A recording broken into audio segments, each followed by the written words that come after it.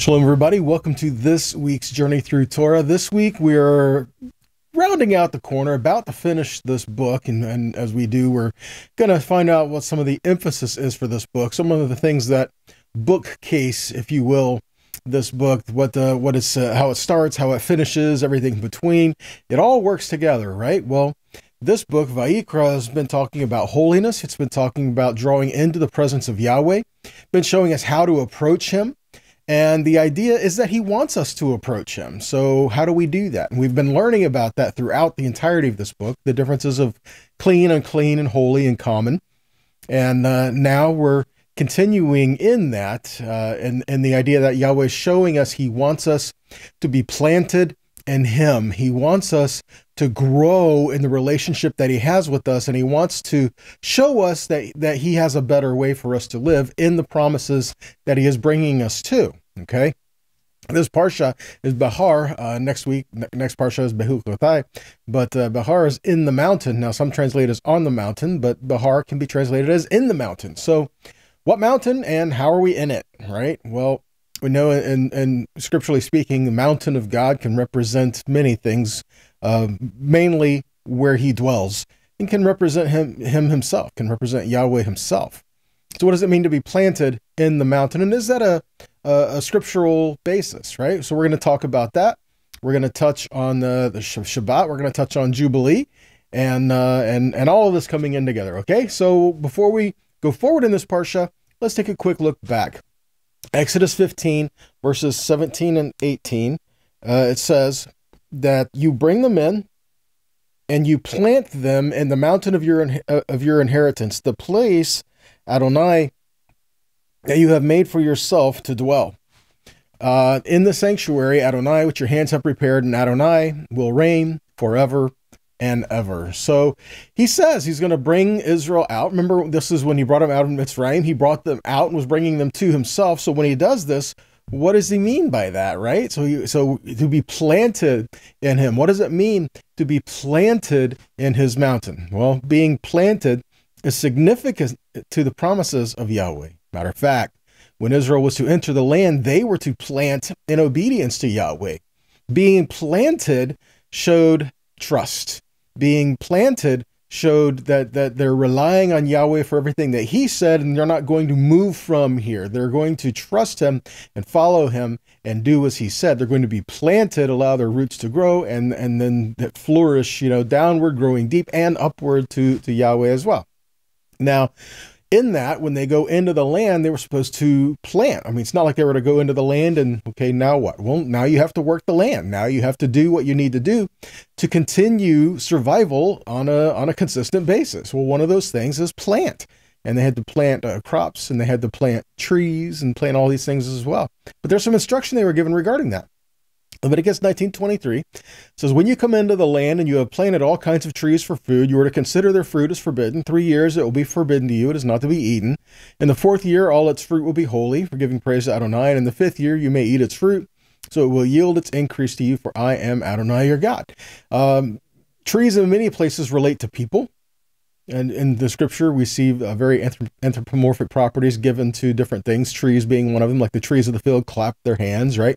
So trees can represent people, but and Psalm 1, a tree being planted by the streams of water. But here it's showing Yahweh. It's showing trust in him and showing how we relate to him and showing the fulfillment of promise. It says, when you go into the land, this is what you are to do. So what we find is that there is a connection between the people, the land, and the covenant promise that was given to the people of Israel. There's connection. The people are connected to Yahweh, but they're also connected to each other. They're connected to the land, and all of these together are connected to the promises of Yahweh, because after all, doesn't everything belong to Yahweh? Let's look at a couple scriptures here. Psalm 24:1, Psalm of David. The earth is Adonai's and all that fills it, the world and those dwelling on it.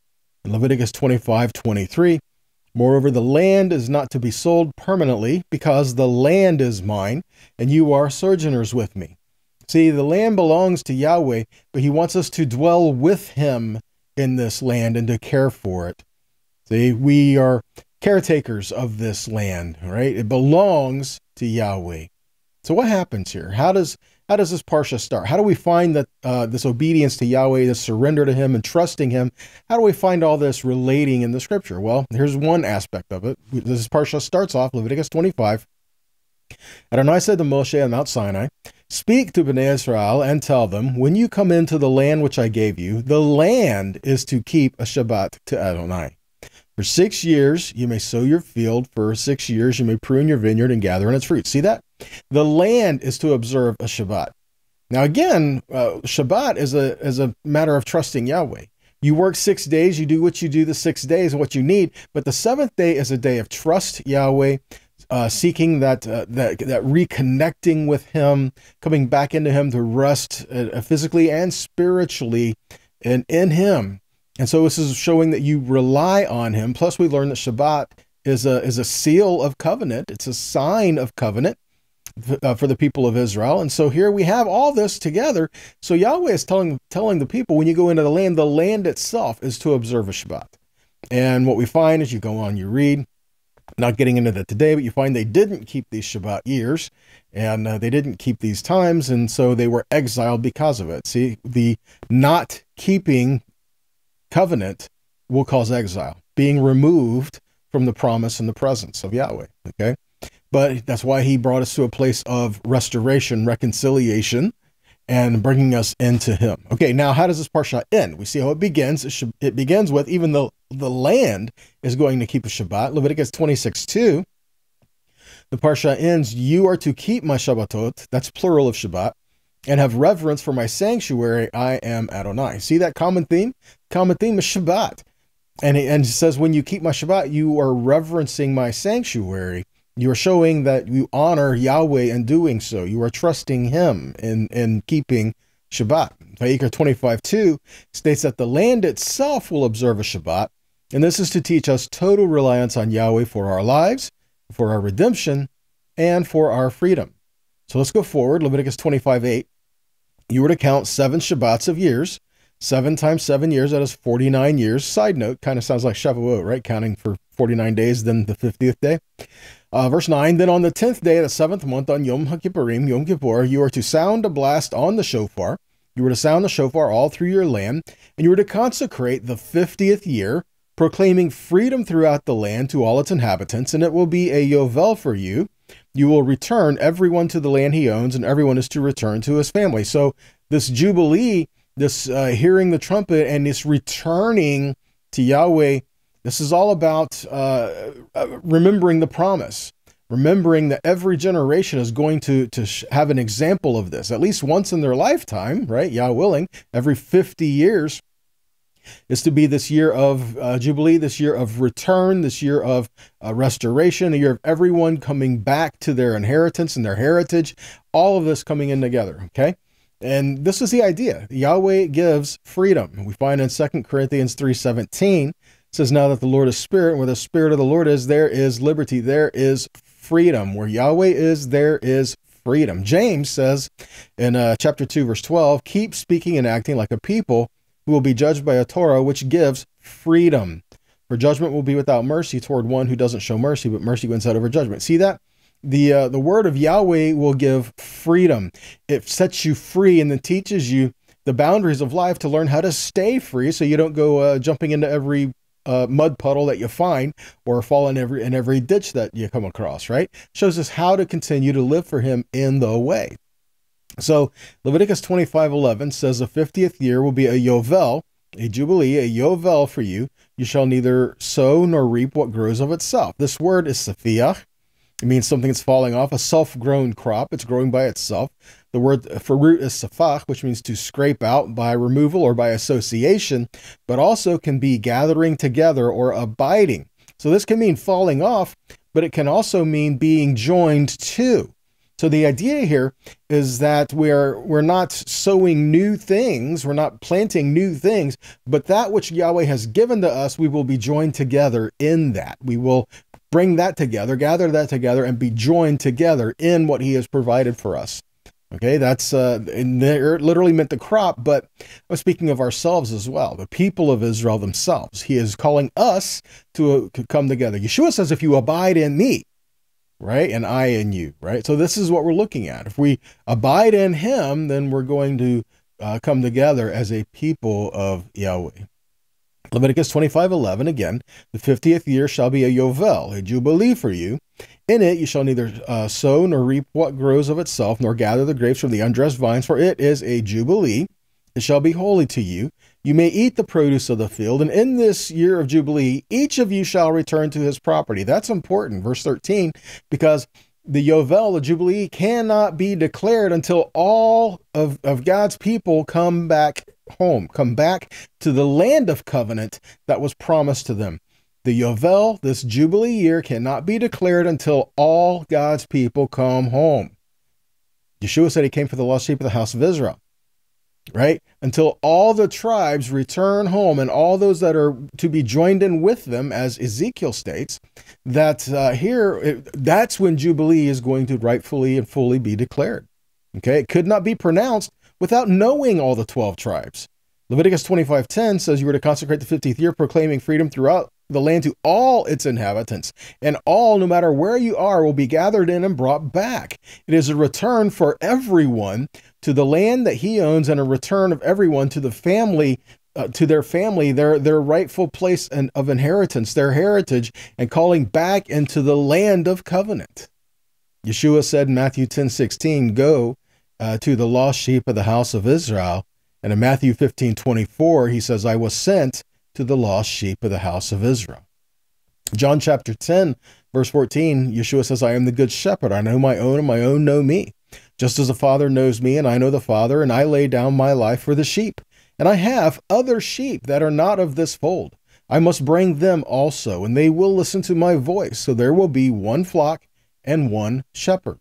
So it's believed that when the Messiah comes, he will return all people to the land and declare the Jubilee. Jubilee is to be declared on Yom Kippur. In the 49th year, it's to be declared so that in the 50th year, everyone returns and comes back.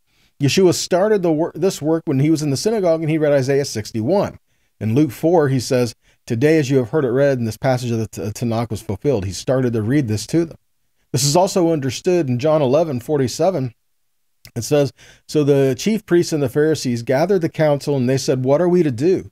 For this man performs many signs. If we let him go on like this, everyone will believe in him, and the Romans will come and take away both our place and our nation. But one of them, Caiaphas, who was the high priest that year, said to them, you know nothing at all. Verse 50, nor do you understand that it is better for you that one man should die for the people, not that the whole nation should perish. And he did not say this of his own accord, but being the high priest that year, he prophesied that Yeshua would die for the nation. Look at verse 52. And not for the nation only, but also to gather into one the children of God who are scattered abroad. So even in this time, who are the children of God that were scattered abroad? The lost sheep of the house of Israel. He said that it is beneficial that this one man die for all Israel to help bring all Israel to a place of being gathered back in. Now, the high priest would have an understanding of this, but not everyone today really has an understanding of this. But it is a biblical principle that we find. In the book, The Tabernacle Prefigured, the Cosmic Mountain Ideology, L. Michael Morales states this: the death of the high priest is a type of return or restoration for the people. Consider the high priest as symbolizing Adam, and then his entrance into the Holy of Holies on the Day of Atonement as an ascent. The priest represented the restored creation as pertaining to humanity. He had to be perfect as a man. The high priest was also believed to be the true second Adam. It may even be precisely because he is an Adam figure that the priest's sin propagated guilt among the entire people. How can the priest propagate guilt among the entire people? Well, look at Leviticus 4, verse 3. It says, if the anointed priest who sins, thus bringing guilt on the people, and he shall offer for the sin that he has committed the bull from the herd without blemish to Yahweh for a sin offering. What we find is that if the high priest sinned, he brought guilt on Israel. All those who were under his authority, which would have been all Israel. So put this in the picture of Yeshua as our high priest. If he would have sinned, it would have brought guilt not just on him, but everything under his authority, which would be all of creation. Okay, that's why it's important that he had to have no sin, that he did not sin. Okay, so again, the death of the high priest was a type of return or a restoration. So the high priest's atonement labors were not only accomplished on the high holy day of atonement, but even, finally, through his own death. At the pinnacle of the system stood the high priest. These Day of Atonement ceremonies enable God to continue dwelling among his people despite their sinfulness. The atoning work of the high priest culminated in his death. This purged the land of the blood guilt associated with violent death and allowed those convicted of manslaughter to leave the cities and return home. You remember the cities that were set aside where if someone had committed manslaughter or if someone had shed blood, they were guilty, but it may not have been intentional or malicious, but they were still guilty. So they had to go to these places and they were there. But when the high priest died, they could be set free and return home. This is a picture of Yovel. This is also a picture of Yeshua setting you free, allowing you access and right to come home, right? He took on our punishment and he bore that so that we could come back. And this is a picture of a high priest. Romans 5:8 says, God demonstrates his own love for us in that the Messiah died on our behalf while we were still sinners. Therefore, since we have now come to be considered righteous by the means of his bloody sacrificial death, how much more will we be delivered through him from the anger of God's judgment? For if we were reconciled with God through his son's death when we were enemies, how much more will we be delivered by his life now that we are reconciled? Verse 11, and not only will we be delivered in the future, but we're boasting about God right now because he has acted through our Lord Yeshua the Messiah, through whom we have already received that reconciliation. So here's how it works. It was through one individual that sin entered the world, and through sin, death. And in this way, death passed through the whole human race inasmuch as everyone sinned. Look at verse 18. In other words, just as it was through one offense that all people came under condemnation, so also it is through one righteous act that all people came to be considered righteous. For just as through the obedience of the one man, many were made sinners, or through the disobedience of the one man, many were made sinners, so also through the obedience of the other man, many will be made righteous. See that? So because of what Yeshua did is how we can be considered and made righteous, because he is a priestly figure, much as Adam was in the very beginning. Galatians 3 says, the scripture foreseeing that God would justify the Gentiles by faith, preached the gospel before to Abraham, saying, in you shall all the nations be blessed. And verse 14, so that in Messiah Yeshua, the blessing of Abraham might come to the Gentiles so that we might receive the promised Spirit through faith. In verse 29, and if you are the Messiahs, then you are Abraham's offspring and heirs according to the promise. See that? All being reconciled and restored to a people set apart to Yahweh, a people called by his name, a people called Israel. Ephesians 10, verse 10 says, we are his workmanship, created in Messiah Yeshua for good works, which God prepared beforehand that we should walk in them. Therefore remember that at one time you Gentiles in the flesh called the uncircumcision by what is called the circumcision, which is made in flesh by hands. Remember that you were at that time separated from the Messiah, alienated from the commonwealth of Israel, strangers to the covenants of promise, having no hope and without God in the world. But now in Messiah Yeshua, you who once were far off have now been brought near by the blood of Messiah. Brought near to what? Brought near to Yahweh, but brought near to his people of covenant, brought near to the heritage and the inheritance of the people of Yah, and brought in to be partakers of all this together, all because you can be a part of this Jubilee, this return, right? So Messiah will declare the Yovel, which means Messiah will gather all Israel. Matthew 15:24, Yeshua says, I was sent to the lost sheep of the house of Israel. And Romans 11:17 says, but some of the branches were broken off, and you, although a wild olive shoot, were grafted among the others. You now share in the nourishing root of the olive tree. So do not be arrogant toward the branches. If you are, remember, it is not you who support the root, but the root supports you. Again, we're grafted in to be a part with a people of Israel, a people called by his name. Now, Hebrews 9:22. So let's talk about Jubilee here for a minute. And almost all things are by the law purged with blood. Without the shedding of blood, there is no remission of sin. Okay, so this word used here, without the shedding of blood, this is speaking towards of atonement, or Yom HaKippurim, Yom Kippur, says there is no remission of sin. This word remission is aphesis, which means freedom, pardon, deliverance, forgiveness, liberty, or remission. The related Hebrew word for this is yovel, the Jubilee, the return in the Jubilee. So what we're saying is on Yom Kippurim, is when this is speaking of atonement, when Jubilee was declared, and again, the Messiah will declare the Jubilee, and because he can set us free and cause all of our debts to be released and cause us to come back home to him, come back home to where we're supposed to be. So without the shedding of blood, or without atonement, without Yom Kippur, we can't have this return to him, this gathering in together as a people of Yahweh together.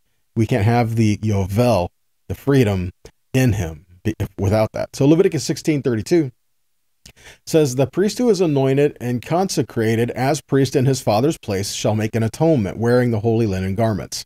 And he shall make atonement for the holy sanctuary, and he shall make atonement for the tent of meeting, and for the altar, and he shall make atonement for the priests and for all the people of the assembly. And this shall be a statute forever for you, that atonement may be made for the people of Israel once in the year because of all their sins. And Moshe did as Yahweh commanded. Again, speaking of Yom HaKippurim, which is what Hebrews 9 is talking about, is the Yom Kippur service in the high priest. So let's continue in that, Hebrews 9, where it says, when the Messiah appeared as Kohen Gadol of the good things that are happening already, then through the greater and more perfect tent, which is not man-made, that is not created of this world, he entered the holiest place once and for all, and he entered not by means of the blood of goats and calves, but by the means of his own blood, thus setting people free forever. For if the sprinkling ceremonially unclean persons with the blood of goats and bulls and the ashes of the heifer restores their outward purity, verse 14, then how much more the blood of the Messiah, who through the eternal Spirit offered himself to God as a sacrifice without blemish, will purify our conscience from works that lead to death, so that we can serve the living God. See that? So we have been cleansed, purified, atoned for, so that we can serve him with a clean heart, clean hands, clean conscience, and to come before him and feel like we can return home. We can come back and we can dwell safely and securely in the land, which again is part of that return in the 50th year. Leviticus 25:18 states, therefore, you shall do my statutes and keep my rules and perform them, and then you will dwell in the land securely. See that? If we're just going to listen to Yahweh and just do what he says, he'll keep us safe. We can dwell in that safety. We can dwell and trust in him in the midst of all that. So the question is, are we obedient to Yahweh only when it makes sense to us? Are we obedient only when it's prudent in our eyes? Are we obedient only when we feel like it? If so, are we really being obedient? We show our faith by our obedience to the word. We show our faith by our obedience to Yahweh and what he has instructed us. We follow him. Okay? Leviticus 25:5. It says, for Bnei Israel are my servants whom I brought out of the land of Egypt. I am Adonai your God. Exodus 31:13 says, speak now to Bnei Israel, saying, surely you must keep my Shabbatot, for it is a sign between me and you throughout your generations, so that you may know that I am Adonai who sanctifies you. See that? We keep the Shabbat to acknowledge the fact that Yahweh sanctifies us. We do not keep Shabbat to try to work ourselves into being sanctified. No. Yahweh, when he redeems you, sets you apart. He sanctifies you. But then he asks us to walk with him in ways that honor him. Okay? We keep Shabbat because it shows that Yahweh sanctifies us. That's it. Not something that we're not trying to earn anything. We're just trying to be with him where he said he is. All right. Look at this. Isaiah 56. Isaiah 56, 1-7. Thus says Adonai, preserve justice, do righteousness, for my salvation is about to come and my righteousness to be revealed. Blessed is the one who does this. Who does what? The Son of Man who takes hold of it. Who takes hold of what? Who keeps from profaning Shabbat and keeps his hand from doing any evil. Do not let the son of a foreigner who has joined himself to Adonai, say, Adonai will surely exclude me from his people, nor let a eunuch say, behold, I am a dry tree. Verse 4. For thus says Adonai, to the eunuchs who keep my Shabbatot, who choose what pleases me and hold fast to my covenant, I will give to them in my house and within my walls a memorial and a name better than sons and daughters, and I will give them an everlasting name that will not be cut off. Also, the foreigners who join themselves to Adonai to minister to him, to love the name of Adonai, and to be his servants, all who keep from profaning Shabbat and hold fast to my covenant. Verse 7.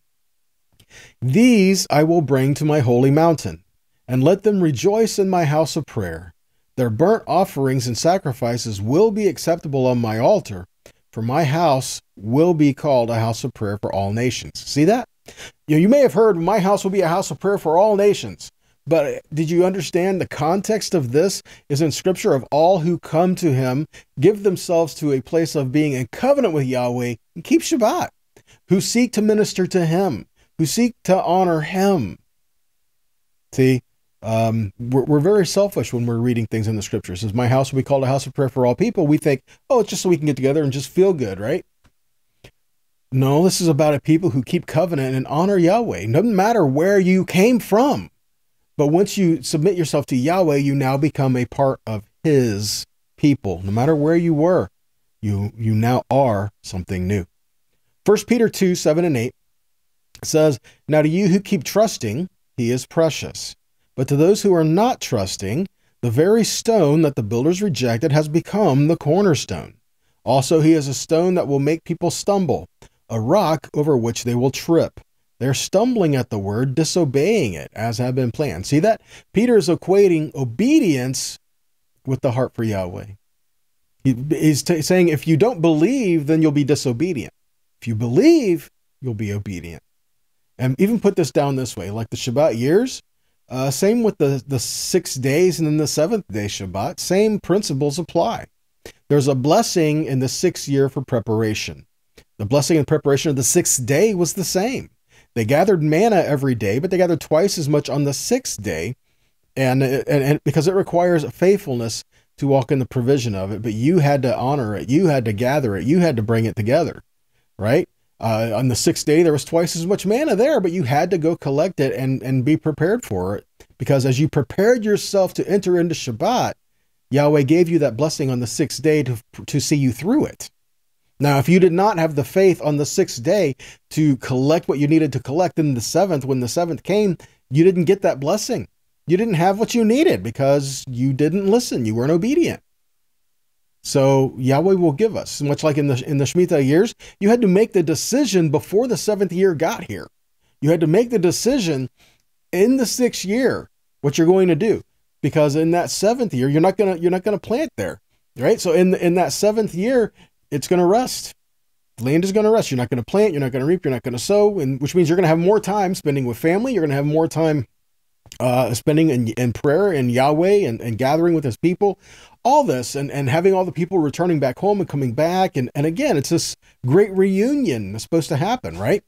And so now what happens is in preparation, if you did this in the 6th year, Yahweh says that he will give you bumper crops. He will give you the additional crops that are needed to sustain you until the planting in the following years. Okay? Because if you don't plant in the 7th year, then when that 8th gets here, at the beginning of that 8th, you're not going to have what you need. So you're not really planting until that 8th year, which means you're in part of the 8th year, you're starting to get crops and into the 9th year. So again, if you're faithful in that 6th, he's going to see you through that 7th and into that 8th, all the way into what you need. Again, it's a matter of trusting Yahweh, honoring him, keeping his word, and having faith in him, that if we approach this faithfully, he will do what he says. What we've learned is that keeping Shabbat is an act of faith, as also an act of obedience. It teaches us that our provision is from Yahweh. Leviticus 23:3 says, work is to be done on the 6 days, but the 7th day is a Shabbat of complete rest, a holy convocation. You are not to do any kind of work. It is a Shabbat for Adonai, even in your homes. Even if you're like, oh, well, no one can see me here, it's still Shabbat. It doesn't matter, right? And so again, Shabbat is a time of ceasing from your working, ceasing from your creating, a holy convocation that's a gathering in together of the people of Yahweh and declaring his great name in our midst, right? Exodus 31:13. Speak to the children of Israel, saying, verily my Shabbats you shall keep, for it is a sign between me and you throughout your generations, that you may know that I am Yahweh that sanctifies you. Again, keeping Shabbat is a sign that you don't belong to you. You belong to one other than you. You belong to one greater than you. You belong to somebody else. I belong to Yahweh, the Most High, the King of Israel. And that is what keeping Shabbat does.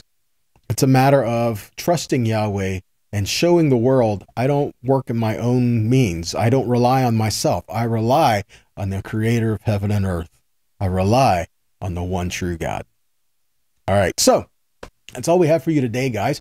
I pray this has been a blessing to you. Pray that this has been encouraging to you and challenging to you as well. If you've enjoyed this, we ask that you please share these teachings on whatever format, whatever platform you use. Please share these and help get them out there. And if this has been a blessing to you, please consider making a donation to help us keep the ability to keep these videos going, you know, to equipment and time and editing and everything that's got to be done to keep these things moving out there. We really appreciate it, guys, because it helps us keep the word going, helps us keep it moving. So if this has been a blessing to you, please consider blessing in return, either by sharing or by giving. Either way the Lord lays on your heart. Okay, so until next time, we pray that you be blessed, that you be a blessing, and until next time, shalom.